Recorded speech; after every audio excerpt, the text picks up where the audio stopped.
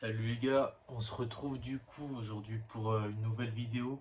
Ça va être du coup la première vidéo de la phase 3 du programme du Raptor, du coup l'expérience sociale. Donc j'ai décidé maintenant de me filmer, du coup de vous montrer ma tête pour le début de cette nouvelle phase parce que je pense que ça marque... ouais, c'est un bon début, le bon moment pour commencer à vous montrer ma tête avec le début de cette dernière phase qui est vraiment la phase la plus importante pour moi du programme du Raptor. Donc là j'ai eu un problème avec mon Mac, il faut que j'aille dans, comment on appelle ça là, un App Store pour le réparer, ce qui fait que du coup je vais pas pouvoir utiliser mon micro ou quoi que ce soit, j'ai eu un problème avec iCloud. Donc excusez-moi pour la qualité du son si c'est pas ouf. Normalement, ça devrait être réglé d'ici la semaine prochaine, j'espère en tout cas. Donc les gars, on va pouvoir commencer cette nouvelle vidéo. Bienvenue dans la phase 3. Après la défragmentation et l'initialisation, on entre dans la phase d'optimisation. On va affiner chaque détail pour maximiser les résultats. Changement de philosophie, jusqu'ici on a mis en place des habitudes et des routines solides. Maintenant on va chercher l'excellence en supprimant toute approche superficielle et en rendant chaque action ultra efficace.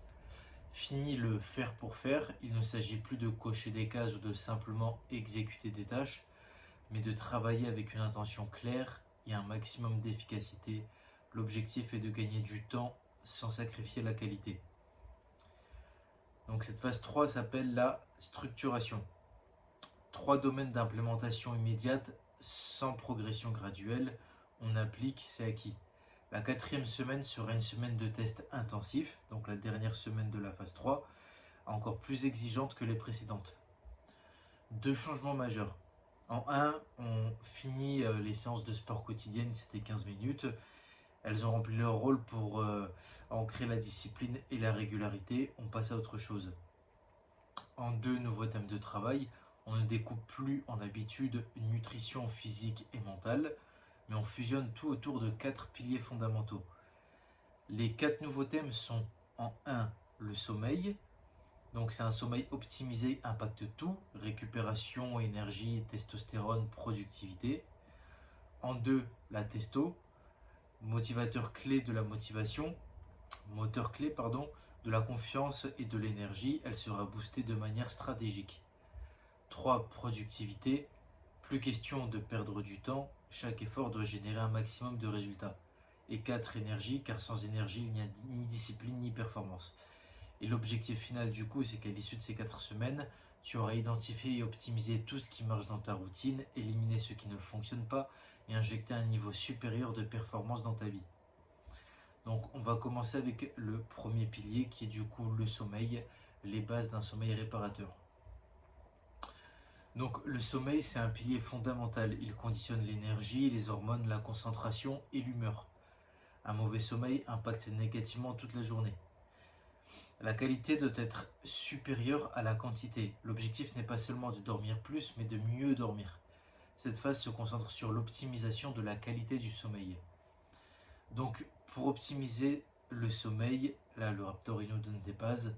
En 1, l'exposition à la lumière du matin. La production de mélatonine se programme dès le matin. Il faut donc exposer directement ses yeux à la lumière du jour, pas à travers une vitre dès le réveil. Cela permet de réguler le rythme circadien et favorise un endormissement naturel 12 à 19 heures plus tard. Donc moi, pour ma part, ce que je fais, c'est que après ma routine matinale, je fais plein de trucs le matin, je pourrais vous redire ça. La dernière chose que je fais, c'est qu'en effet, je vais marcher 20 minutes dehors, je regarde le ciel, histoire de, pas le soleil, faut pas se brûler la rétine, mais pour vraiment permettre aux yeux de se réveiller, ça fait beaucoup de bien. En 2, la gestion de la caféine. La caféine a une demi-vie de 6 heures, elle reste donc longtemps active dans le corps. Ouais, c'est ça.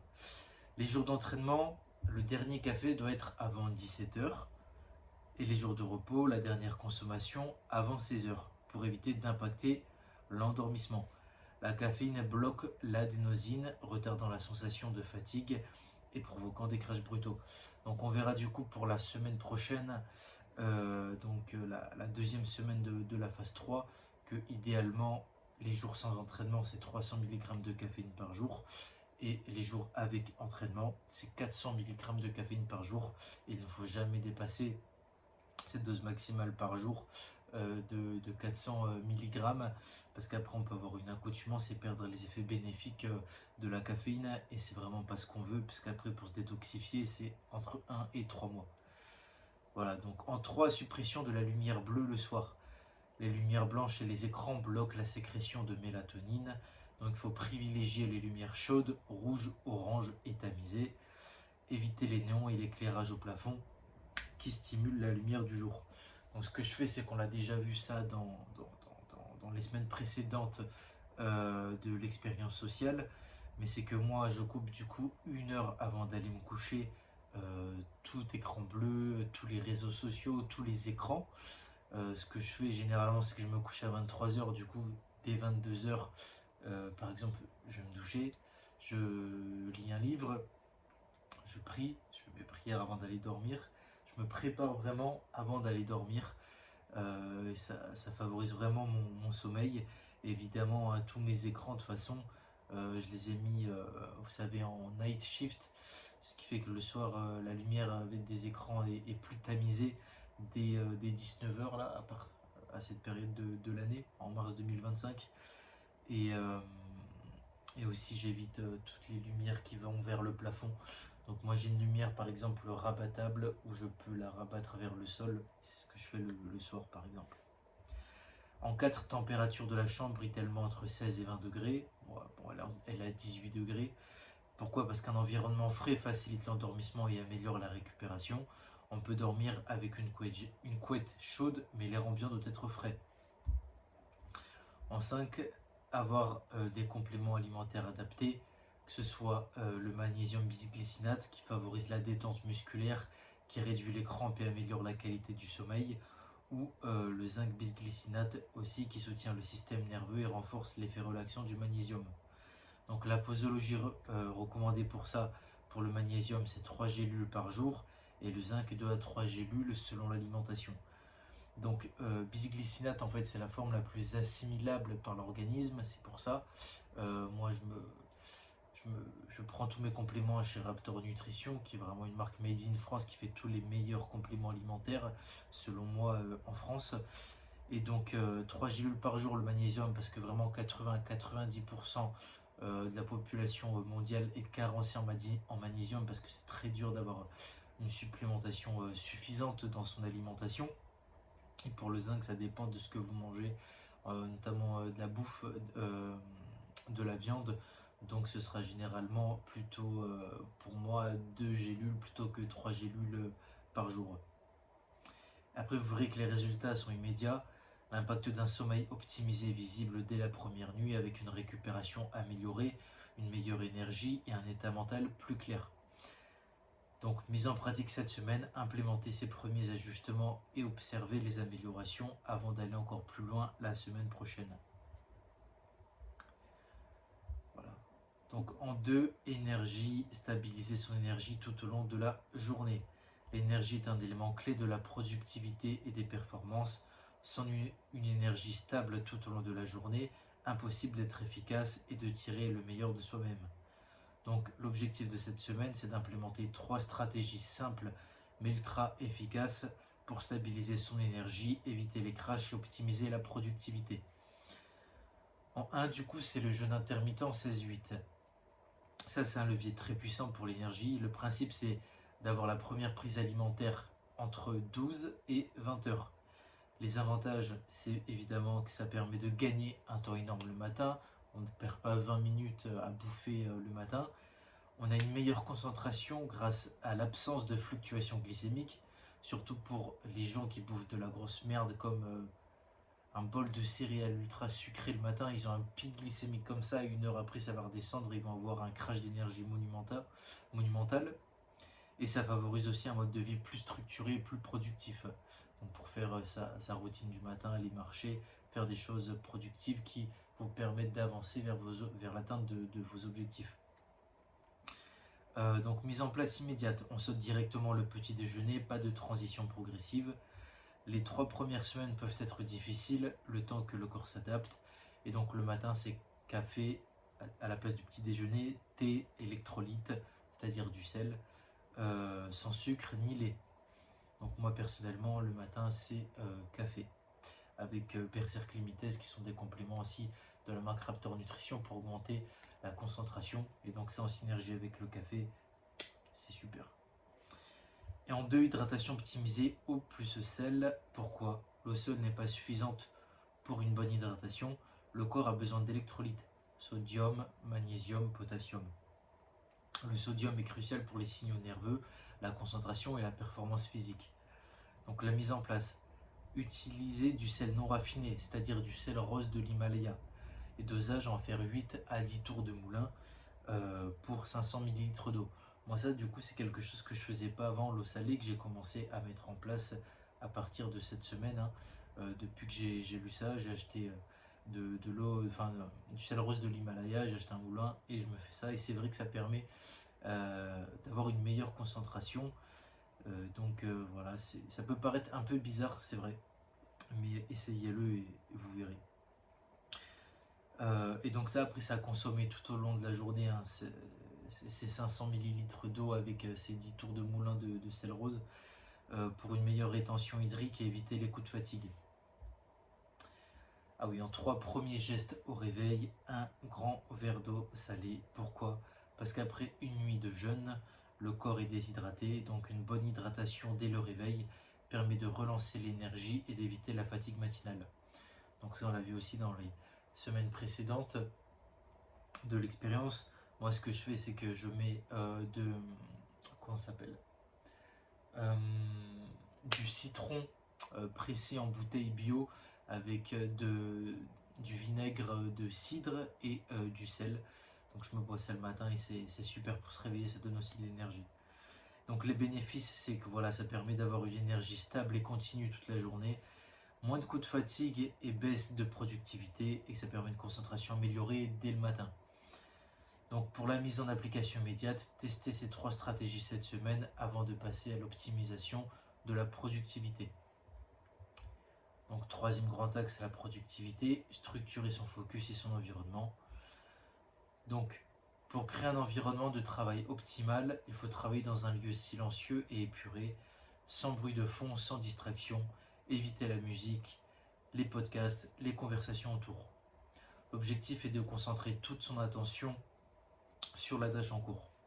Éliminer les distractions digitales, mode ne pas déranger activé sur le téléphone. Donc normalement c'est fait depuis longtemps, depuis les semaines précédentes de l'expérience. Évitez toute interaction inutile pendant les sessions de travail, ne vous faites pas déranger par les gens. Téléphone retourné et hors du champ de vision. Donc on l'enlève de son champ de vision pendant qu'on travaille, on le met derrière soi ou là où on ne peut le voir. Même éteint et posé sur le bureau, il capte l'intention inconsciemment. Ensuite, organisation des tâches en 3 catégories. Il y a les tâches immédiates qui prennent moins de 5 minutes, donc comme répondre aux mails, signer un document, envoyer un message rapide. Ça, c'est à traiter immédiatement. Les tâches importantes et longues qui durent plus de 20 minutes à planifier en bloc de travail sans interruption. Et les rendez-vous et les obligations fixes, donc à caser dans votre agenda, Google Agenda ou votre Apple Agenda, là, pour ne pas impacter le reste du travail. Donc ça fait partie vraiment des tâches à marquer dans son agenda et qu'on a vu aussi dans la semaine précédente de l'expérience. Puis ensuite, prioriser la tâche la plus difficile en premier. Donc c'est la fameuse, pratique Eat the Frog, donc manger la grenouille en anglais. C'est-à-dire que dès le début de la journée, on va attaquer la tâche la plus lourde et contraignante. Une fois cette tâche terminée, le reste vous paraîtra plus simple et la journée plus productive du coup, puisque vous aurez fait le plus dur dès le début. Puis, travailler par session dédiée, donc bloquer 90 à 120 minutes sur une seule tâche sans interruption. Donc voilà, 2 heures de travail sans interruption idéalement. De toute façon, on reviendra dessus dès la prochaine semaine de la phase de l'expérience sociale, que moi j'ai déjà pu lire en amont, puisque en fait tous les dimanches, il nous envoie l'e-book avec le Raptor, hein, je parle avec du coup le contenu de la semaine précédente. Donc moi je l'ai déjà lu avant de tourner cette vidéo. Et ça, les sessions de travail, on reviendra. C'est pour ça que je vous dis qu'on reviendra dessus la semaine prochaine. Aussi éviter le multitâche qui ralentit la productivité et qui diminue la qualité du travail. Ça sert à rien de vouloir tout faire en même temps, faire 1000 choses en 2 heures, parce qu'au final vous allez passer du coq à l'âne et vous n'allez pas aller profondément dans la chose, enfin vraiment, vous n'allez pas aller au bout des choses et c'est pas la bonne façon de fonctionner. Donc application immédiate, structurer chaque journée en organisant les tâches, en mettant en place un environnement propice au travail et en adoptant un rythme structuré et optimisé pour maximiser les résultats. Et donc quatrième et dernier grand axe, la testostérone, lancer la machine, alimentation, sport et hormones. Donc on est aux 10 000 pas par jour, progression finale après ces 2 mois, l'objectif minimum à tenir quotidiennement pour optimiser la production hormonale et l'énergie. Donc possibilité d'ajuster pour les étudiants évidemment 7 000 pas en semaine et 10 000 pas le week-end. Moi voilà, 10 000 pas, je le fais quotidiennement depuis des mois, donc aucun souci pour moi là-dessus. Optimisation du sport pour booster la testo. Donc on arrête du coup, comme j'ai dit au début de la vidéo, les séances courtes et quotidiennes de 15 minutes de sport tous les jours et on passe à 3 séances hebdomadaires d'1 heure maximum, focalisées sur des exercices lourds et polyarticulaires pour ceux qui veulent faire de la musculation. Et 1 heure c'est le temps idéal parce que pendant cette heure là on va vraiment être à fond et optimiser sa séance de sport. Donc 2 options de structuration. 3 exercices complémentaires par séance. Pousser, tirer et jambes. Par exemple, vous pouvez faire du développé couché, des tractions, du soulevé terre, pompe, rowing, squat. Format 3 à 4 séries par exo, 6 à 10 répétitions et 2 minutes de repos. Donc ça ressemble beaucoup aux séances de sport du programme sportif Zero to Hero du Raptor. Ou en 2, un seul exercice par séance en 10 séries lourdes de 8 à 10 répétitions. Donc c'est une méthode éprouvée scientifiquement pour booster la testostérone. Par exemple, lundi vous faites squat 10 séries de 8 à 10 répétitions avec 2 minutes de repos. Le mercredi, vous focalisez sur les tractions avec 10 séries de 8 à 10 reps avec pareil 2 minutes de repos entre chaque rep. Et le vendredi, vous pouvez faire que des pompes avec 10 séries de 8 à 10 répétitions avec 2 minutes de repos. Et concernant les compléments alimentaires clés pour la testostérone, donc là encore une fois ça va être le magnésium bisglycinate et le zinc bisglycinate qui permet d'améliorer la testo libre et le sommeil, la vitamine D3 qui est essentielle aussi pour la production hormonale, l'humeur et la solidité osseuse, les oméga 3 qui permettent de réduire l'inflammation, d'optimiser les hormones, d'améliorer les fonctions cardiaques et cognitives, ou le tribulus, mais ça c'est optionnel, moi j'en prends aussi, toujours chez Raptor Nutrition. Il n'y a pas de, comment on dit, de trucs de marque là, c'est juste que c'est vraiment les meilleurs compléments alimentaires et que moi j'ai vraiment des bénéfices de ouf à les consommer. Et donc le tribulus, je disais qu'il est utile en cas de faible testostérone, surtout pour la libido et la récupération. Ensuite, mentalité et testostérone. Le mental influence directement la production hormonale. Et ça, c'est vraiment prouvé scientifiquement. Il y a beaucoup d'études à l'appui. Vous pouvez vous renseigner. Je vous invite à vous renseigner là-dessus. C'est passionnant d'ailleurs. Donc, croire en soi et aborder chaque tâche avec une mentalité de gagnant. Ne pas subir les événements, mais les dominer et se conditionner pour réussir à aborder chaque action avec l'intention de gagner. On n'est pas là juste pour participer. Participer, c'est très bien, parce que ça veut dire que vous faites déjà l'action en cours, mais il faut toujours vraiment aborder chaque action avec l'intention de gagner, d'être le meilleur, d'être le numéro 1. Et donc pour l'application immédiate de ces principes, il faut structurer ces séances avec un carnet d'entraînement.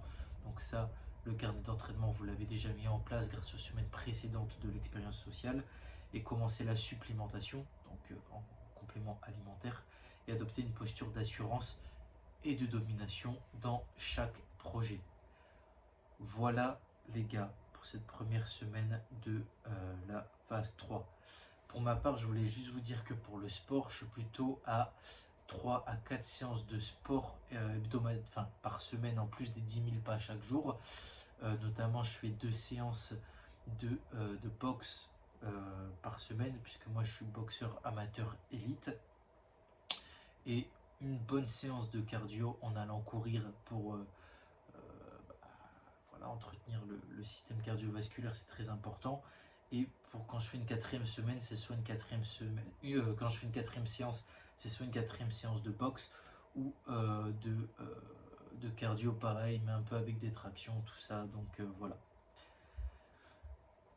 Pour mon bilan mon premier bilan de cette phase 3, je vais vous le faire. J'espère que le vôtre est positif. Le bilan, c'est toujours le même, avec toujours les mêmes choses à compléter. Donc mon nombre de pas en moyenne. Donc là, je suis à environ 72 000 pas à la semaine. Donc j'ai bien complété mes 10 000 pas par jour. Heure passée sur les jeux vidéo 0. Heure passée sur Twitch, YouTube, Twitch 0, YouTube, je suis autour des 25 minutes par jour. Donc je suis sur la bonne lancée, mais mon propre objectif qui est maximum d'y consacrer 30 minutes par jour pour pouvoir me concentrer sur mes objectifs. Nombre de fab sur du porn et sans porn, 0. Nombre de verres d'alcool consommés, 0, puisque on ne consomme pas d'alcool, je vous rappelle, jusqu'à la fin de l'expérience sociale, donc jusqu'à fin mars. Argent dépensé sur les sites de livraison de bouffe comme Uber Eats et Deliveroo, 0. Je prépare tous mes repas, tout ce que je mange, comme je suis en jeûne intermittent. Moi je mange le midi, en cas autour de 17h30 et le soir. Je prépare tout moi-même, je commande jamais de bouffe. En plus, ça me permet vraiment de développer mes qualités de cuistot. Je suis vraiment meilleur pour préparer mes plats, tout ça, donc ça c'est cool en plus. Argent dépensé sur le jeu vidéo, 0, puisque je ne joue pas aux jeux vidéo. Et argent dépensé pour de l'alcool, évidemment 0. Voilà les gars, j'espère que votre bilan sera positif pour vous également. Là, on commence vraiment à passer sur du sérieux, à optimiser, à vraiment continuer à creuser l'écart avec les autres. Donc, appliquez vraiment au mieux toutes ces choses-là pour vous cette semaine. Encore une fois, désolé pour la qualité du son, puisque j'ai pas de micro, ça risque de pas être ouf. Le problème que j'ai avec mon Mac, je peux même pas faire de montage avec CapCut ou quoi, donc vous aurez que cette vidéo. Mais je pense que si vous êtes arrivé jusqu'ici, je vous remercie en tout cas de m'avoir écouté. C'est un plaisir. Excusez-moi, ça a coupé. Et puis les gars, on se dit à la semaine prochaine pour une nouvelle vidéo. La présentation de la phase 2, de la semaine 2 de la phase 3 de l'expérience sociale. Je vous souhaite un bon dimanche. Salut les gars.